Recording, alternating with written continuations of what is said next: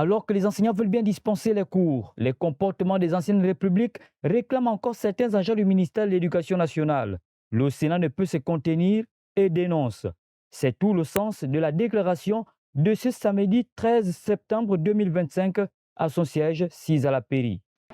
Dans sa mission de défense des droits des enseignants et de l'ensemble du personnel administratif du ministère de l'Éducation nationale, le Sénat a déposé un préavis de grève le 4 septembre 2025 au cabinet du ministre d'État, ministre de l'Éducation nationale. Ce préavis avait pour but d'ouvrir le dialogue pour résoudre les difficultés des points contenus dans le cahier de charges. Le vendredi 5 septembre 2025, le Bureau exécutif national du Sénat a été reçu par Madame le ministre d'État, ministre de l'Éducation nationale. Cette rencontre a permis, après les échanges constructifs et des propositions concrètes, l'élaboration d'un chronogramme de travail. Notons que, à l'analyse du cahier de charges, Madame le ministre d'État, ministre de l'Éducation nationale, a relevé le caractère transversal des points inscrits et a proposé de se référer aux ministres concernés par des situations pour plus d'informations pour le cas spécifique des situations administratives. Mercredi 10 septembre 2025, conformément au calendrier établi, le Sénat s'est rendu au ministère de l'Éducation nationale pour la première séance de travail prévue à la suite de la rencontre de Libandé. L'objectif de cette rencontre était de faire l'état des lieux des statistiques relatives aux situations administratives en rade à la fonction publique et à l'éducation nationale.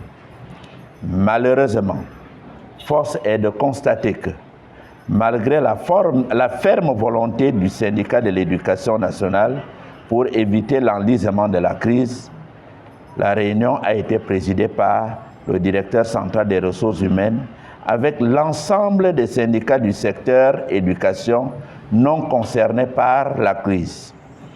Constatant cette violation flagrante des principes élémentaires du dialogue social qui veut que le syndicat qui dépose un préavis de grève qui discute son cahier de charges.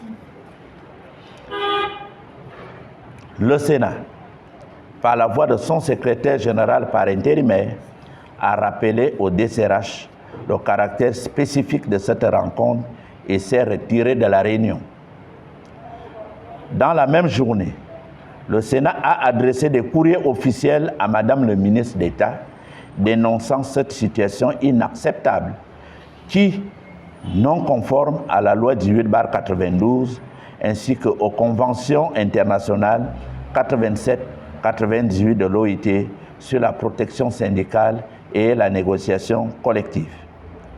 Le Sénat, fidèle à l'éthique et à la déontologie républicaine, rappelle au secrétaire général du ministère de l'Éducation nationale que la résolution des conflits ne se fait guère par presse interposée et avancer des contre-vérités prouve à suffisance que l'on manque d'arguments pertinents et concrets. Engagé pour le mieux-être éducatif national, le Sénat appelle le secrétaire général du ministère de l'Éducation nationale à se concentrer sur l'organisation administrative du ministère qui s'effondre progressivement en l'absence d'un leadership managérial. Enfin, le Sénat réaffirme son attachement à un dialogue sincère, constructif et respectueux des textes et des valeurs républicaines.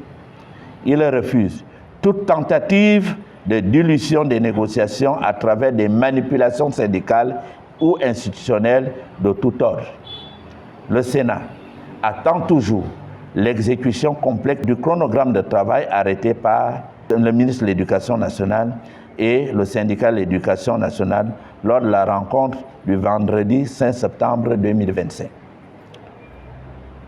Faute d'engagement concret et des actes administratifs visibles avec effet financier, le Sénat se réserve le droit de déclencher un mouvement de grève après l'expiration de son préavis. À titre de rappel, le préavis de grève déposé le jeudi 4 septembre 2025 expire le mardi 16 septembre 2025 à 16 heures précises. Camarades membres du Sénat, enseignants, membres et sympathisants, mobilisons-nous pour défendre nos carrières. Je vous remercie. Voilà qui est dit. Vivement que les démons des anciennes républiques ne perturbent pas les cours de nos enfants cette année.